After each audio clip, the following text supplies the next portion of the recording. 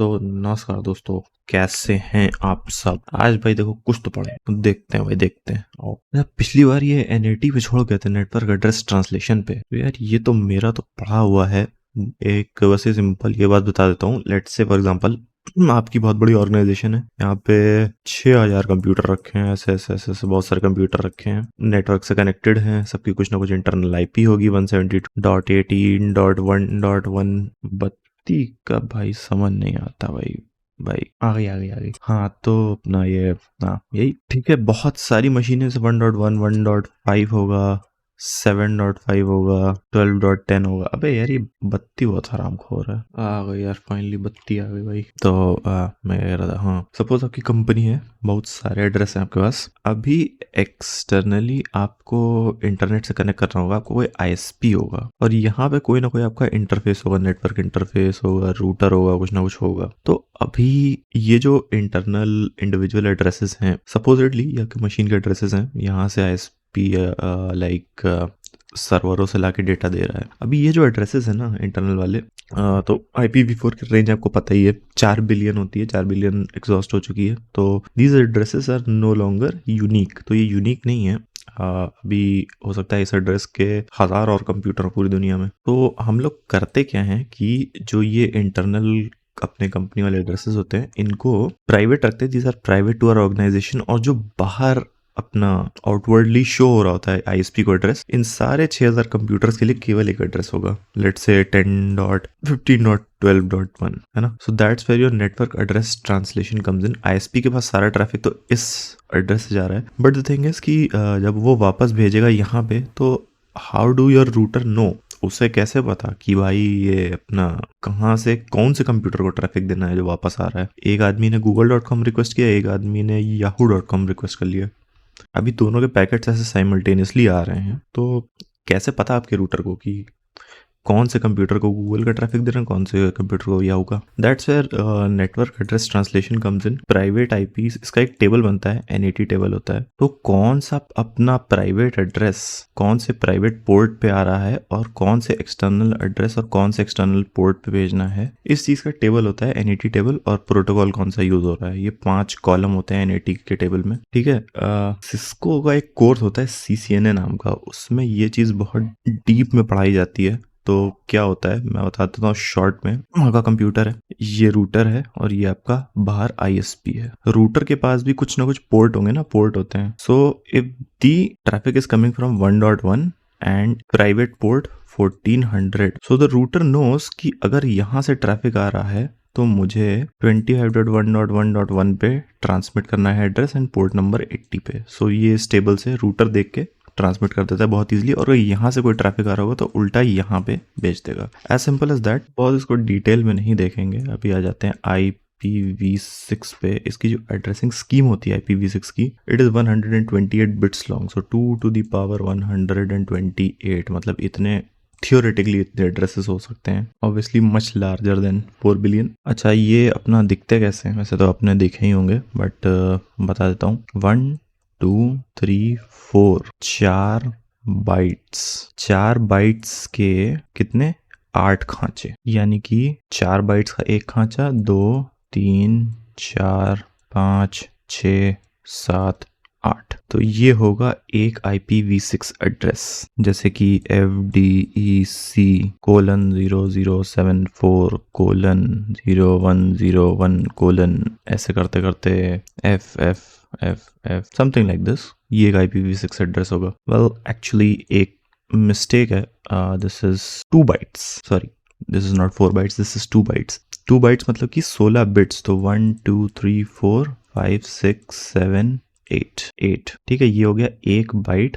एक बाइट को 2 हिस्से में डिवाइड करेंगे तो 4 बिट हुए, और ऐसे 4 बिट के 4 ग्रुप्स, यानी कि 2 बाइट्स। सो 2 बाइट्स इंटू 8, ठीक है। ऐसा दिखता है आपका IPv6 एड्रेस। IPv6 में एब्रिविएशन यूज होता है। लेट्स से फॉर एग्जांपल ये 0000 होता, यहाँ पे सब बीच में 000 सब कुछ 0 होता, और लास्ट में बस FF होता। सो हम इसको लिख सकते थे समथिंग लाइक FDEC:74, और यहाँ पे लगा देते डबल कोलन। दैट मीन्स कि बीच में जितना मामला है सब 0 है, and at the end that's FFFF। So this is your abbreviated IPv6 address. अच्छा, ये अब्रीविएशन कब यूज कर सकते हैं? जब एटलीस्ट दो सेक्शंस पूरी तरीके से जीरो हों, तब ये यूज कर सकते हैं। And this can be use only once in address. दो बार नहीं यूज कर सकते ऐसे, सिर्फ एक ही बार यूज होगा, चाहे तो लेफ्ट साइड कर लो चाहे तो राइट साइड कर लो। ठीक है, तो ये कुछ रूल्स होते हैं अब्रीविएशन यूज करने के। सिंस इसका एड्रेस स्पेस बहुत बड़ा होता है, 2 की power 128 is a big address space, इसका एक बहुत लंबा चौड़ा सा टेबल डिफाइन किया है। किसने किया है यार, ये तो मुझे नहीं पता, but I do think this is IEEE defined address spaces.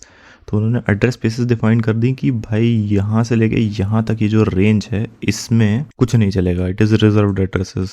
इतने से इतने में यूनिकास्ट, इतने में मल्टीकास्ट। तो ऐसे बहुत बड़ा सा एक टेबल है, आप देख लेना, गूगल करना IPv6 एड्रेस स्पेस, मिल जाएगा। That is mostly about IPv6। Addressing की जो बात हमने शुरू की थी, एड्रेसिंग तो खत्म हो गई। अब अगली चीज जो स्टार्ट करेंगे दैट इज IP। पर जो सब कुछ देखा था दोस्त IP एड्रेसेस। IP का मतलब इंटरनेट प्रोटोकॉल। अच्छा, हमने यार किसमें देखा था, स्विचिंग में 3 तरीके से स्विचिंग की जा सकती है इंटरनेट के ट्रैफिक की। One was circuit switched, one was packet switched, one was message switched. ठीक है, 3 तरीके की स्विचिंग होती है। सो जो IP जो प्रोटोकॉल होता है, internet protocol, it follows packet switching, packet based switching follow करता है ये।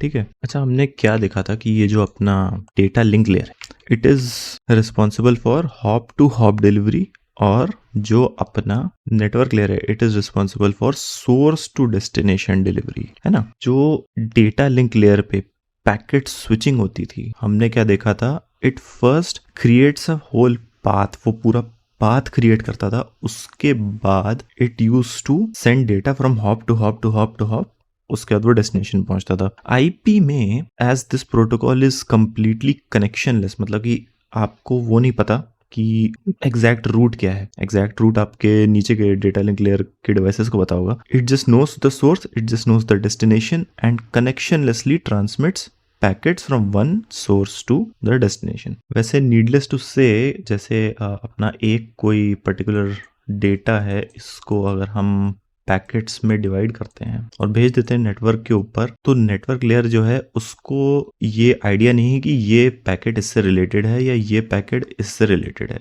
वो सारे पैकेट्स को as an individual packet treat करेगा और सबको एक ही तरीके से ओवर द नेटवर्क भेजेगा। अच्छा, IP में भी हमने देखा था IPv4 और V6 दो तरीके की प्रोटोकॉल्स होती हैं, और अभी यहाँ फिर से आलस का प्रमाण देते हुए हमने पेस्ट कर दिया है। क्या पेस्ट कर दिया है? IPv4 पैकेट का फॉर्मेट, पैकेट कह लो तो डेटाग्राम कह लो, इस चीज को टेक्निकली वैसे डेटाग्राम बोलते हैं। इसका साइज डिफाइंड है मिनिमम 20 और मैक्सिमम 60 बाइट्स हो सकता है ना। तो इसमें 32 बिट में होता है हेडर में सबसे पहले आता है वर्जन होती है 4 बिट। पर ये सब मैं क्यों बता रहा हूँ, इसे तो किताब पढ़ सकते हो। जो सामने लिखा है वो थोड़ा ना बताना वो है जो लिखा नहीं है। ठीक है, तो इसको तो भाई रट लो, क्योंकि ये आता है भाई एग्जामों में, इसको तो अच्छे से रटो। एग्जाम में क्वेश्चन देंगे, पहले की 32 बिट है 11011 ऐसे करके बहुत सारा दे देंगे। ठीक है, फिर ये पूछेंगे कि भाई ये पूरा जो डेटाग्राम है इसकी लेंथ कितनी है, 20 से 60 के बीच में आनी चाहिए। तो ये जो लास्ट के 16 बिट हैं, लास्ट के 16 बिट उठाने हैं, उसको डेसिमल में कन्वर्ट करना है, डेसिमल में कन्वर्ट करके वही टिक मार्क कर देना है कि भाई ये है डेटाग्राम की लेंथ, है ना। वैसे इतना आसान क्वेश्चन आते नहीं है, थोड़ा घुमा फिरा के देते हैं ये लोग, बट यू अंडरस्टैंड कि कैसे क्वेश्चन आ सकते हैं। इसमें एक MTU का कॉन्सेप्ट आता है, this is maximum transmission unit. तो ये जो MTU होता है, दिस डिपेंड्स ऑन योर अपना फिजिकल लेयर। ये फिजिकल लेयर पे डिपेंड करता है कि कितना बड़ा पैकेट ये आपका कंप्यूटर ट्रांसमिट कर सकता है। तो like there are certain physical protocols, let's say ethernet which is your regular ना केबल से, जो लैन केबल से डेटा ट्रांसमिट होता है, it has an MTU of 1500, मतलब 1500 बाइट्स। 1500 बाइट्स का मैक्सिमम फ्रेम ये बेच सकता है, तो उस हिसाब से फ्रेगमेंटेशन करना पड़ता है नेटवर्क लेयर को। There is FDDI, that's your fibre optics. It has a maximum transmission unit size of 4352 bytes. तो ऐसे करके डिफाइंड होता है, मतलब आपके फिजिकल डिवाइस के ऊपर कि ये कितना बड़ा यूनिट ट्रांसमिट कर सकता है, उस हिसाब से the below layers have to get the fragmented data. इसमें लाइक अपना ओरिजिनल डेटाग्राम में if you see there are flags and then there is a 13-bit fragmentation offset. तो ये इससे पता चलता है कि ये अपना जो फ्रेगमेंट आया है ये पहला है कि बीच वाला है कि आखिरी है, और ये किस ऑर्डर में पुट करना है। तो ये फ्लैग्स और ये 13-bit फ्रेगमेंटेशन ऑफसेट, इसकी मदद से हमें पता चलता है कि ये कौन से ऑर्डर में पैकेट लगाना है रिसीव करने के बाद। There is a whole algorithm to it. It has a flag में एक m वैल्यू होती है, 13-bit फ्रेगमेंटेशन ऑफसेट की 13-bit की वैल्यू होती है। Then there is a whole chart कि अगर m वैल्यू 1 है और फ्रेगमेंटेशन ऑफसेट वैल्यू 0 है तो ये पहला फ्रेगमेंट है। m वैल्यू 0 है मतलब कि आगे और कोई फ्रेगमेंट नहीं आने वाला है, दैट मीन्स कि आखिरी फ्रेगमेंट है, बीच वाला है कि नहीं है। So there is a whole algorithm to it. मैं यहाँ पे बताऊँ समय वेस्ट करूँ, इससे अच्छा आप किताब से पढ़ लेना, मैं तो पढ़ लिया है, अपना देख लो। And then there is checksum. तो भाई चेकसम की तो भाई विस्तार में बात कर चुके हैं, तो चेकसम जो है इसकी बात नहीं करेंगे। And now similarly there is अपना डेटाग्राम फॉर्मेट फॉर IPv6। तो ये भी कुछ ऐसा दिखता है, but it's pretty much like more simpler than your IPv4। तो इन ऑप्शंस की बात बाद में करेंगे, इसको तो पढ़ लेंगे। बट फिलहाल एक बहुत ही इंटरेस्टिंग प्रॉब्लम, लाइक अभी इस पॉइंट ऑफ टाइम पे अराउंड 75% या और ज़्यादा devices over the internet including routers, switches and your own computer, they are working on IPv4। Now IPv4 का एड्रेस स्पेस तो बहुत पहले रन आउट हो चुका है। We are using IPv6 machines now. So let's say मेरे पास एक OSI layer है, यहाँ पे मेरे पास IPv4 मैं यूज़ कर रहा हूँ अपने नेटवर्क लेयर पे, उस हिसाब से नीचे मैं डेटा ट्रांसमिट कर रहा हूँ, और यहाँ किसी की मशीन पे IPv6 लगा हुआ है। सो जब ये इसका हेडर पढ़ने का कोशिश करेगा, लाइक जब ये V6 वाली मशीन IPv4 हेडर पढ़ने की कोशिश करेगी तो वो सोचेगी कि it is an IPv6 header, और अगर उसने ऐसा सोच लिया तो बहुत समस्या हो जाएगी, बिकॉज सब कुछ बिखर जाएगा एट हार्डवेयर लेवल। तो इस चीज़ से उभरने के लिए इंटरनेट क्या कर रहा है, what's the internet doing that's so cool that your devices are still running. तो प्राइमरली 3 स्ट्रेटजीज हैं। पहली है dual stack. It is recommended कि अगर आप एक इंटरनेट फेसिंग डिवाइस बना रहे हैं, if you are implementing an OSI layer on to your computer और योर डिवाइस, फ़ोन हो सकता है, IP फ़ोन हो सकता है, कंप्यूटर या एनीथिंग, वॉकी टॉकी हो सकता है। So it is recommended that you implement A dual stack, मतलब कि you have IPv4 as well as IPv6 on your network layer। तो IPv4 का पैकेट आएगा तो ये आदमी प्रोसेस कर लेगा, V6 आएगा तो ये प्रोसेस कर लेगा। This is the most recommended over the internet कि आप ये ऐसा करें, बट ऐसा नहीं कर रहे हैं तो there are other options. Imagine मैंने नया एकदम कंप्यूटर खरीदा, नया इंटरनेट कनेक्शन लगाया, मुझे IPv6 का ही एड्रेस मिला, 4 का मिला ही नहीं। आपने भी IPv6 का एड्रेस लिया, 4 का लिया ही नहीं। सो बीच में तो जितने रूटर्स वगैरह हैं जब तक रिप्लेस नहीं होते तो बात कर ही नहीं पाएंगे, ऐसा है क्या? बट ऐसा नहीं है। There is a concept of tunnelling. तो होता क्या है, हमारा IPv6 का डेटाग्राम जाता है, यहाँ पे कोई ऐसी मशीन होती है, वो क्या करती है, अपने IPv6 हेडर वाले पैकेट को तोड़ मरोड़ के IPv4 के पैकेट्स बना देती है यहाँ तक के लिए। फिर क्या होता है, यहाँ पे जो मशीन होती है वो ये टूटे फूटे पैकेटों को जोड़ के एक IPv6 का पैकेट बनाती है और वो आपकी IPv6 मशीन को दे देती है। So this is called tunnelling.